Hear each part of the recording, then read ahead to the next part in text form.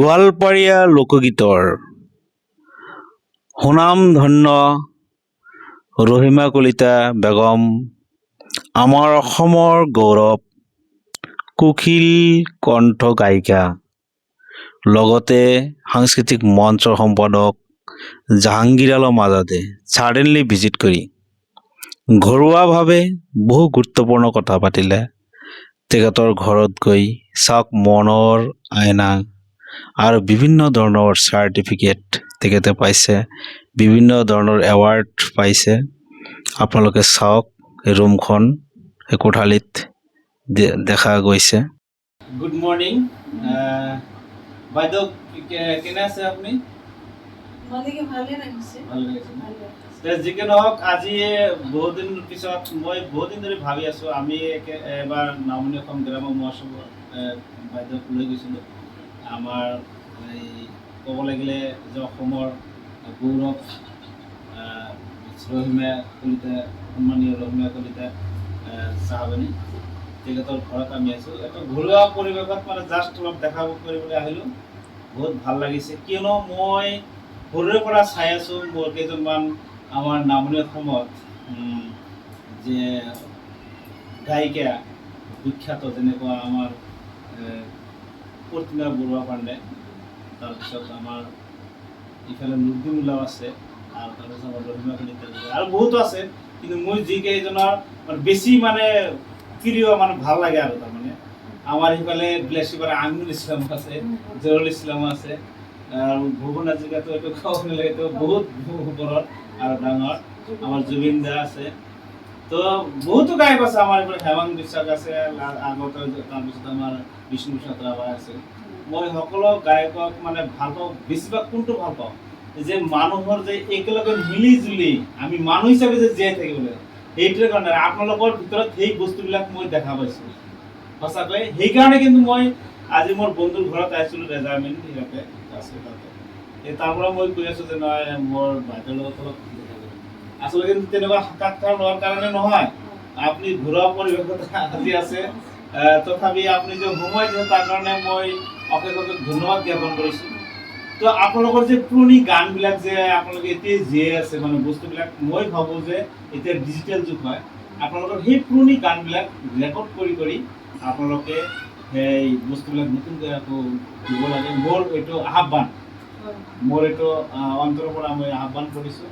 আমি অসমৰ এজন নাগৰিক হিচাপে নাগৰিক আছোঁ, কিয়নো আমি এই ফেচবুকৰ জৰিয়তে অকল আপোনাক নহয়, যিকেইজন গায়ক গায়িকাই এতিয়াও জীয়াই আছে পুৰণি মানুহবিলাক, সেই আগৰ গানবিলাক আপোনালোকে ৰেকৰ্ড কৰি কৰি মানে ইফালে আমাৰ বিলাসীপাৰা আমিনুল ইছলাম, জহুৰুল ইছলাম, তাৰপিছত নুৰুদ্দিন চাহাব, আপুনি আছে, আৰু যিকেইজন আছে জীয়াই আছে, আপোনালোকক মানে অনুৰোধ কৰিছোঁ আমি যে এই গানবিলাক ৰেকৰ্ড কৰি এৰি দিব লাগে। মানে কিয়নো আমাৰ ভৱিষ্যত প্ৰজন্ম সেইটো বস্তুৰ পৰা আকৌ নতুনকৈ কিবা সৃষ্টি কৰিব পাৰে, সেইটো আশালৈ মই মানে এতিয়া আপোনালোকক বেয়া কৰিব পাৰিছোঁ। এতিয়া আপোনালোকৰ অনুভৱ কওক।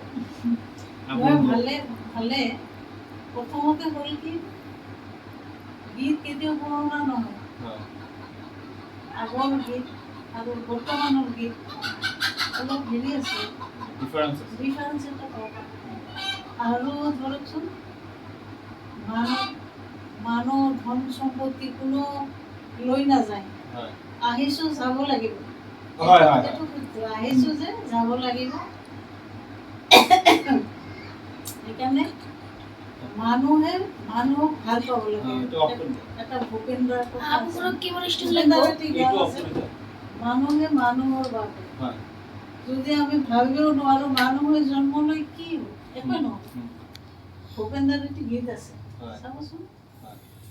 যি হওক, আমি মানুহক ভাল পাওঁ, সৰুৰ পৰাই গীত গাইছোঁ, মানুহৰ লগতে উঠা বহা কৰিছোঁ। মোৰ দেউতাও গীতৰে গীত গাই ভাল পাইছে। আগৰ দিনৰ মানুহ সেই বৈঠকত বহি বহি কৃষ্ণাবন্দী গাইছিল, কৃষ্ণা গাইছিল, দতৰাত বৈঠক হৈছিল। সেই পৰিৱেশৰ পৰা আজিলৈকে উঠি আহি এইখিনি পাইছোঁ।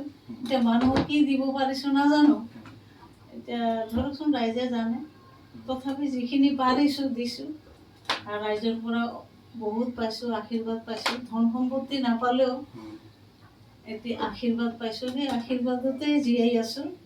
আৰু হয়তো যোৱাৰ পিছতো ৰাইজে এবাৰ হ'লেও নামটো ল'ব পাৰে, সেইটোৱে দোৱা আৰু সেইটোৱে আশীৰ্বাদ। ভাল মন্দ দুটা যাব লগত। যদি ভাল কৰ্ম কৰিছোঁ ভাল ফল পাম, আৰু যদি বেয়া কৰ্ম কৰিছোঁ তেতিয়াহ'লে নিশ্চয় বেয়া ফল এটা পাম, নহয়? মই এটা কথা আপোনাক জনাব বিচাৰোঁ, এইটো আপোনাৰ অনুভৱটো কি? মই এটা বহুত দিন আগত মই ৰেডিঅ'ত শুনিছিলোঁ, BBC-ত শুনিছিলোঁ যে গানবিলাক যদি কওঁ, মানে যি গানৰ জৰিয়তে মানুহক একত্ৰিত কৰি এটা শান্তিৰ সমাজ গঢ় দিব পৰা যায়, সেইটো গান মানে ভাল গাব পৰা যায়। আৰু যিটো গানৰ জৰিয়তে মানুহক বিশৃংখল সৃষ্টি কৰে, সেইটো গান নোগোৱাই ভাল। মানে গানটো এনেকুৱা এটা শুনিছিলোঁ, এইটো কোনটো আপুনি ৰাইট বুলি ক'ব? যিটো গানৰ জৰিয়তে শান্তিপ্ৰিয় সমাজ গঢ়ে আৰু সকলো হিন্দু, মুছলিম, জৈন, খ্ৰীষ্টান সকলো মিলিজুলি এটা ভাল, এইটো আমি শুনা পাইছিলোঁ তেতিয়া। মানে আপোনাৰ অনুভৱটো কি? এইটো অনুভৱ মানে একপক্ষীয় হ'ব নালাগে বস্তুবিলাক। আমি যিহেতু ভাৰতবৰ্ষৰ মানুহখিনি আমি একেলগে আগৰ পৰাই বসবাস কৰি আছোঁ, জাতি ধৰ্ম নিৰ্বিশেষে, নহয় জানো? গতিকে আমাৰ গীতবিলাকো তেনেকুৱাই হ'ব লাগে, নহয়? আমি মানুহবিলাক যেনেকুৱা আছিলোঁ এতিয়াও তেনেকুৱাই হ'ব লাগে। মোৰ ব্যক্তিগত এইটো ভাৱ। আৰু অহাটো আহিছোঁ, যোৱাটো যাব লাগিব। যাৰ যেনেকে ইচ্ছা তেনেকে যাব পাৰে হয়তো, নহয় যে মই এনেকে যাম। আল্লাই নিশ্চয় শুনিব বা ভগৱানে নিশ্চয় শুনিব। ঠিকে আছে, তেনেহ'লে মোৰ লগত মিলি গৈছে। আৰু যিটো BBC-ৰ পৰা যিটো শুনিছিলোঁ একমত হৈছোঁ যে আচলতে এনেকুৱাই হ'ব লাগে গায়ক। আৰু আপোনাৰ মনটোৰ পৰা আমি সেইটোৱে পাইছোঁ। আজিৰ পৰা পোৱা নাই, মই বহুত আগৰ পৰাই আপোনাৰ গানবিলাক শুনিছোঁ বা শুনো, এতিয়াও শুনো। আমি ধৰ্ম নিৰপেক্ষ দেশৰ মানুহ। আমাৰ গীত, আমাৰ কথা, আমাৰ চলন, আমাৰ চবখিনি বস্তু আমাৰ ধৰ্ম নিৰপেক্ষতা আমাৰ থাকিব লাগে। তেতিয়াহ'লে আমি মানুহ হৈ জীয়াই থাকিব পাৰিম আৰু মানুহ হৈ যাব পাৰিম। সঁচাকৈ। আৰু আমি কিতাপত যিখিনি মহৎ লোকৰ জীৱনীবিলাক মই পাইছোঁ, সকলো মানে গ্ৰেটমেনবিলাকেই কয় যে আমি মানুহ হিচাপে জীয়াই থাকিব লাগে। আৰু মানুহৰ বাবে আমাৰ ডক্টৰ ভবেন্দ্ৰনাথ শইকীয়াই কৈছে। আৰু সেই গ্ৰেটমেনবিলাকৰ তেনেকুৱা আপোনাৰ অনুভৱটো ঠিক তেনেদৰে মই পাইছোঁ আগৰ পৰা। সেইকাৰণে মোৰ বহুত ভাল লাগে। আৰু জুবিন দাৰো অনুভৱটো তেনেকুৱা আছিল, মই পাইছোঁ।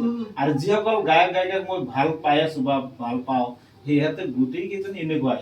সেইকাৰণে মোৰ সদায় ভাল লাগে যে এটা শান্তি শৃংখলা বজাই ৰখাৰ মূল সাংস্কৃতিক দিশটো হ'ল আমাৰ এই কালচাৰেল দিশটোৰ জৰিয়তে আমি সকলোকে একত্ৰিত কৰাৰ এটা বহুত ডাঙৰ এটা উপায় মই বুলি ভাবোঁ, হয় নে নহয় বাইদেউ? এইকাৰণে মই বহু বছৰ আগতে এটি গীত লিখিছিলোঁ, ভজ আল্লাহ হৰিৰ নামৰে ভবে কায়ো কাৰণ। ভজ আল্লাহ হৰিৰ নামৰে ভবে কায়ো কাৰণ। এই যে বৰ্তমান এটা চিটুৱেশ্যন হৈছে, এতিয়া সৰুকৈ এটা ছন্দ গাই দিব নেকি? সৰুকৈ এটা ছন্দ, মানে যাক মানে ভজ আল্লাহ হৰিৰ নামৰে